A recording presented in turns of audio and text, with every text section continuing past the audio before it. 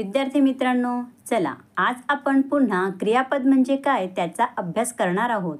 वाक्यातील क्रिया दर्शविणाऱ्या शब्दाला क्रियापद असे म्हणतात. उदाहरणार्थ चालणे, फिरणे, बोलणे, बंद करणे, श्वास घेणे, लावणे, रडणे वगैरे. आपण वाक्य पाहू. रितेश बोलत आहे. यश अभ्यास करीत आहे. दिनेश खिडकी बंद करतो. बाईंनी मराठीचा धडा शिकविला. आज वर्गात गणिताची उदाहरणं सोडविले. विद्यार्थी मित्रांनो, या वाक्यांमध्ये बोलत आहे, करीत आहे, खिडकी बंद केली, धडा शिकविला, उदाहरणे सोडविले, हे सर्व काय दाखवत आहे? तर क्रिया दाखवत आहे. म्हणजे क्रिया दर्शविणारा जो शब्द असतो त्याला क्रियापद असे म्हटले जाते. चला तर विद्यार्थी मित्रांनो, पुढील वाक्य वाचा आणि त्यात क्रियापदे कुठली आहे त्याखाली अधोरेषा करा.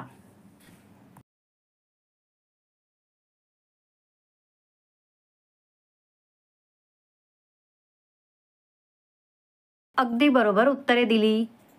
गेला, राहतो, चालतो, बजावले हे सर्व वाक्यातील काय आहे? तर हे क्रियापदे आहेत. विद्यार्थी मित्रांनो, या क्रियापदांबद्दल आणखी काही सांगण्यात आलेले आहे. म्हणजे कसा? जर आपण प्रश्न विचारला तर केव्हा गेला, कुठे राहतो, कसा चालतो, कसे बजावले, तर आपल्याला उत्तर मिळते काल गेला, येथे राहतो, जलद चालतो, दोनदा बजावले. तर हे क्रियापदाबद्दल आपल्याला विशेष काहीतरी माहिती देणारा शब्द आहे. तर अशा शब्दांना काय म्हटले जाते विद्यार्थी मित्रांनो? तर अशा शब्दांना क्रियाविशेषण अव्यय म्हटले जाते. विद्यार्थी मित्रांनो, क्रियापदाबद्दल विशेष माहिती दर्शविणाऱ्या शब्दाला क्रियाविशेषण अव्यय असे म्हणतात. चला पुन्हा आपण क्रियाविशेषण याचा अभ्यास करू. क्रियापासून शब्द तयार करायचा आहे तर ते असते क्रियापद.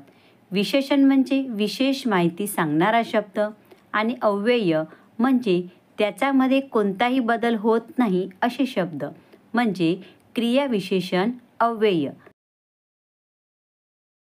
देण्यात आलेली उदाहरणे पुन्हा वाचू. सुरेश काल मुंबईहून साताऱ्याला गेला.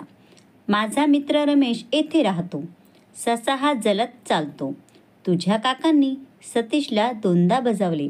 विद्यार्थी मित्रांनो, यात पहिल्या वाक्याला जर आपण प्रश्न केला केव्हा गेला तर आपल्याला उत्तर मिळते काल. दुसऱ्या वाक्याला जर प्रश्न विचारला कुठे राहतो तर आपल्याला उत्तर मिळेल येथे. तिसऱ्या वाक्याला जर प्रश्न विचारला कसा चालतो तर उत्तर मिळेल जलद.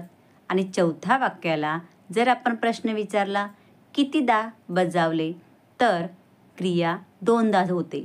तर या पद्धतीने विद्यार्थी मित्रांनो, वरील वाक्यात काल, येथे, जलद, दोनदा हे शब्द त्या वाक्यातील क्रियापदाबद्दल अनुक्रमे क्रिया केव्हा घडते, क्रिया कोठे घडते, क्रिया कशी घडते, क्रिया कितीदा घडते या बाबतीत विशेष माहिती सांगतात.